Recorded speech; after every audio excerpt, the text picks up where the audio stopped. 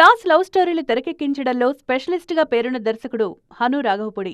ఏదో నెంబర్ కోసం అన్నట్లుగా కాకుండా చాలా సెలెక్టివ్గా సినిమాలు చేయడం హను స్టైల్. కానీ అప్కమింగ్ సినిమాల విషయంలో తన స్టైల్ మారుస్తున్నారు ఈ డైరెక్టర్. ప్రెజెంట్ ప్రభాస్ హీరోగా ఫౌజీ సినిమా చేస్తోన్న హను డార్లింగ్కి మరో మూవీకి ఓకే చెప్పారు. హను వర్కింగ్ స్టైల్ నచ్చిన ప్రభాస్ స్వయంగా మరో మూవీకి ఆఫర్ ఇచ్చారు. హనులాగే క్లాస్ ఇమేజ్ ఉన్న మరో దర్శకుడు శేఖర్ కమ్ముల.